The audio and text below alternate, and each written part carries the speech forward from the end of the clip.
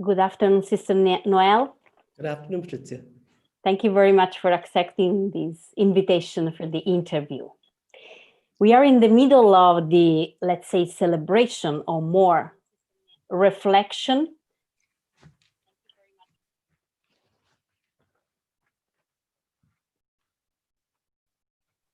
We are in the middle of reflection and celebration about the Global Compact on Education. The Pope Francis launched just some weeks ago a video on this issue. And the USG and USG, so the both Union of Superior General Men and Women, are preparing a 3-day workshop on this issue. So we know that many religious congregations in the female field are very busy and committed in education, like your congregation. You are Superior General of the Institute of the Blessed Virgin Mary, more known as Loreto Sisters, right? That's right, in some parts of the world, yes. And you have a very important legacy of Mary Ward. Yes. And I see on your website that the connection with the education is very connected with her way of thinking and acting. So, Sister Noelle, some reaction about the videos, the Pope's videos on the Lateran University. Yes, I was very impressed by the video and the launch. I think at this stage we're all very familiar with Pope Francis's vision for the world.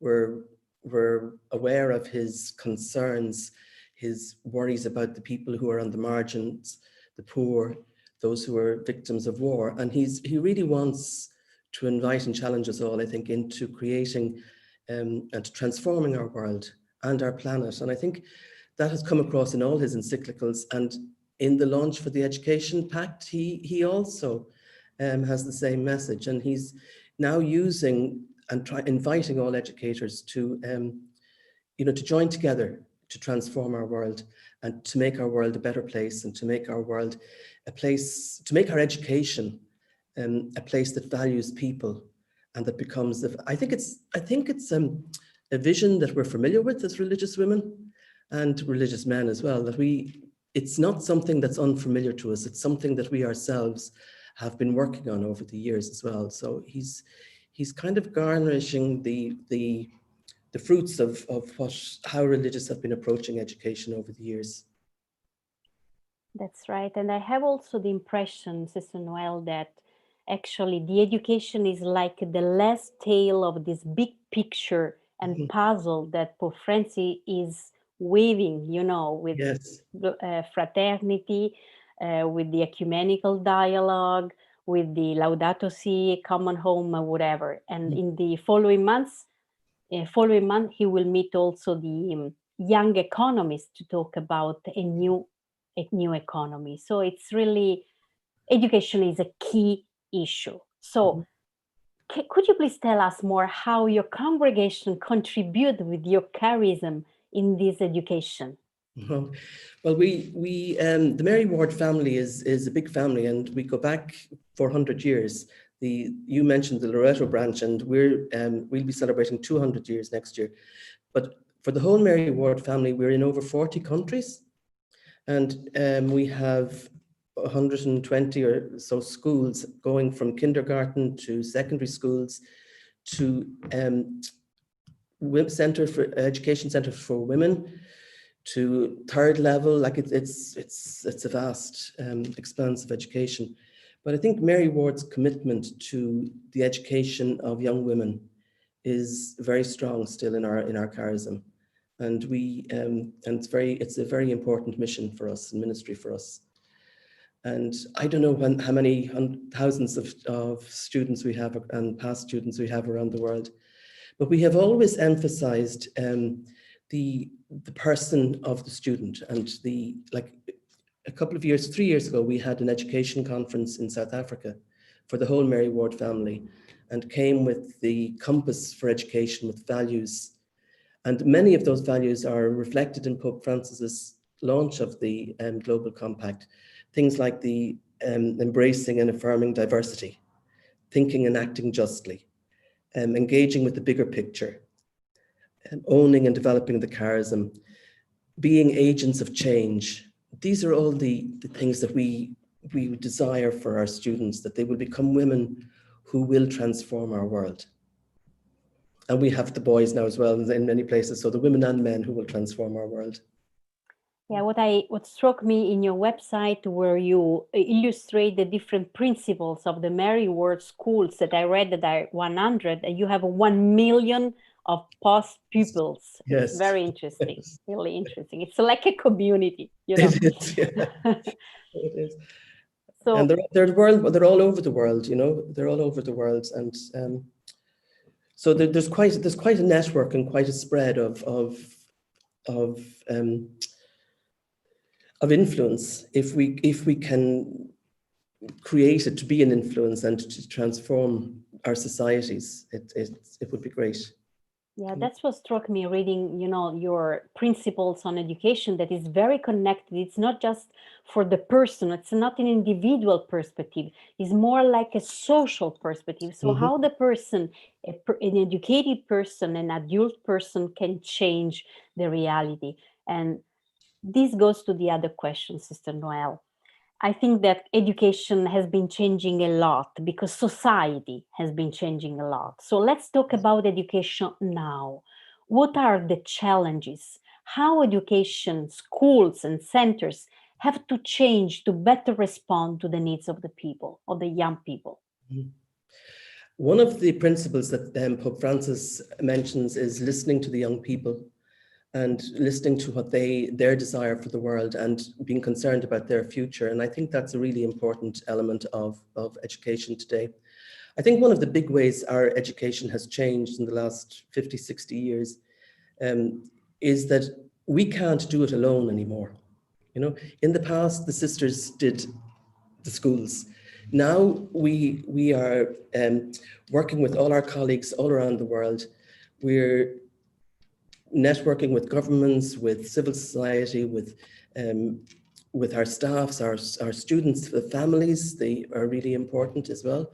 So I think it's become so multifaceted that that's one challenge. I think another challenge is trying to create the network where we learn from one another, that we don't create a society where people think that they're entitled and but instead that people become responsible. And that's a challenge in today's world, because we're constantly being drawn into he calls it the throwaway society, but it's also the individual and egotistical world. So we're constant. That's a real value that we have to try and create. And the value of relationship and the value of equality, you know, no one society is better than the other. We can learn from one another, and we can all learn. But it's not. So to me that's a challenge. And then a big challenge, I think, is trying to resource schools and education places in some of the poorer countries. Resource them not only just financially, but resource them with staff and with quality education. I think technology poses a huge challenge. I think during this COVID pandemic, I think we saw how technology can help the people who have technology, but the people who haven't got it are missing out on their education. You know, in some schools, some children had access to internet and others in the same class didn't have. So it's been quite a challenge that way, I think. This is a very good point, Sister Noelle, because actually education is a way also to bring about the other human rights. It's really a basic, because when you have people who couldn't attend the school or couldn't study, when they will be adults, they have a sort of, you know, difficulty perhaps to participate fully to their development and to the idea of the integral human development. Yes. So this is And really the third crucial. point, third point that Pope Francis made, that the Global Compact for Education makes, the third commitment, is to girls' education. Because we know that at the end of the day, the girls are the ones who are left behind. If, you know, most girls, a lot of girls anyway, will have dropped out of education by the age of 8. And when I talk to students in our schools, I often say to them that, you know, if you're still in school after the age of 8, you're privileged, because there are millions of girls who just don't get to school and don't stay after that age. So I'm glad to see that highlighted in this Global Compact as well. This is a very good point, that actually many female congregations are very committed for education of women, because actually it's a sort of abuse, it's a different kind of violation against women and girls. So so it's very important to have a global compact on education. Yes, it is. I think it is. And what's really lovely about this compact is that while it's taking the values of Catholic education that we're so familiar with, but it's making it universal. And Pope Francis is inviting everybody to get involved in this, not just to turn this into Catholic education, but to turn this into education for our universe and for our planet. His you know, Laudato Si and his ecology, he really calls us into this space of rescuing our planet at this stage. I have the impression actually that many of the things that Pope Francis is talking in his encyclicals, religious women have been doing for long time. So it's like, you know, just confirming a certain mission. I don't know if you agree, but I think I would agree. I think so. I think people yes, he is confirming. He's affirming and confirming our mission. He is. Yeah. Sister Noelle, what would you say, Mary Ward, right now, in front of the situation that we are experiencing with COVID, where, you know, we don't feel secure, we don't feel at easy with the situation because of lack of relationships or closeness, and with the risk of isolation that also affects education. So what would she say in this moment? Well, you know, she lived at the time of the plague, and her first journey to Italy got delayed up in Turin or somewhere, where she had to stay for extra time because of the plague. So I think she would tell us not to lose heart. I think she would tell us to remain enthusiastic, to nurture our inner selves, to be people who are holy gods, to be people who, even in these circumstances, even in being restricted with this pandemic, with people being fearful of the illness, catching it, and all of that, I think she would tell us to be cheerful and to remain enthusiastic. And I'm sure that you and all your sisters are representing well this legacy throughout the world. Well, we try. I have a surprise for you. I want to share with you a small video that a short video that I find in the internet. Okay. That is very interesting, very short, so then you can comment. When I came across the Loretto sisters, something was just very attractive about it. Mary Ward felt that God was asking her to do this, that this was her call. They came to educate the Irish immigrants here in Toronto. In 2011, Loretto Abbey was sold to the Toronto Catholic District School Board. The Loretto sisters must now move to a new home. Since the sisters arrived here in 1847, they've been constantly transitioning. As the times change, they also change. That, I think, is exciting. The opportunities that this move is going to offer for doing ministry together.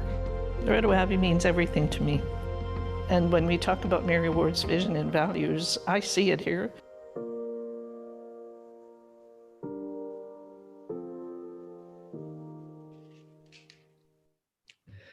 That's lovely to see. Really touching.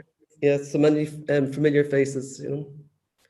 And again, the sisters, when they went to Canada in 1847, They were leaving Ireland at a time of famine, and they arrived into Toronto.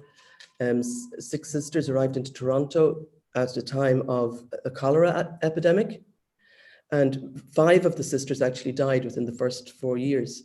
And the youngest of them became the founders of that province. So, you know, we have lots in our history of people dealing with pandemics and plagues and all these other things.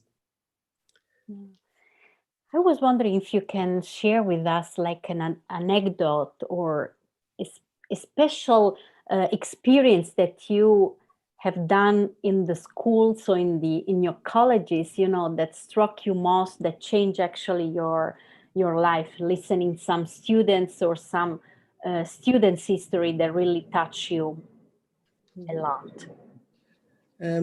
For me, one of the places that touches me most is our project in South Sudan, because we have a primary school, a secondary school, and a clinic there. And when we went there back in 2007 and 8, the beginning, when the bishop invited us, we weren't even sure that the girls would go to school, that they would be allowed to go to school. And I was back for the celebration of the last year, or for the celebration of the 10 years in South Sudan, and to see these young women who had graduated from the school standing up and giving their witness and their testimony to what education meant for them. It was so moving. But one of the most extraordinary things was to see this very tall Dinka chief who had welcomed us into his village. And the Dinka are very, very tall. But to hear him speak about Mary Ward in the middle of Rumbek in South Sudan, and it touched me that anybody would know that somebody in South Sudan, did Mary Ward ever think that in years to come that somebody in South Sudan would be standing up and praising her charism and her vision? It was very moving. So the charism, I think anywhere we experience the charism and the vision alive is really a good place to be. This is the testimony that charism is something live. It's something that, you know, it's part of, it doesn't belong to the congregation in a way. It's a gift that you share with others. And imagine the beauty of USG, where we can share all the different charism of the congregation. Yeah. So, and we can feel this richness. We can feel this beauty, you know, in each of the sisters who are richly involved to change the reality. Listening to you, I was thinking that education means freedom in a way. When you are educated, you have more skills, more tools to live in life and to be happy. So I just don't want to take too much time. You know, I know that you're very busy, but the last question might be, which is the role of religious women to implement this global compact on education? Well, I think we will be the people on the ground who are implementing it. You know, I think, and I'm not just talking about the sisters, I'm talking about all our network, our colleagues all around the world, and the many religious congregations. We will be on the ground implementing this value education, continuing to implement it. So I think we have a role to lead and to give the lead in this. I think we have the role to encourage and to spread the word, but I think we can't do it without collaboration and without opening up our networks and our conversations to include civil society, to include you know, so many other aspects of our societies and our countries. So I think we have to step up to this, Mark, and we have to open it up and invite others in as well. I see also an invitation from the Pope to believe in young people. We have to listen to them. We have to, and also to accept perhaps some critical views on on us, you know, as adults. So, because actually we are living a world that has a lot of problems right now. So perhaps That's right, and we have to remember that it's their future that we're responsible for, and they're telling us that. We listen to them, and they're telling us we're leaving them a mess. So I think we have the responsibility now to be accountable and to make a change and to make a difference.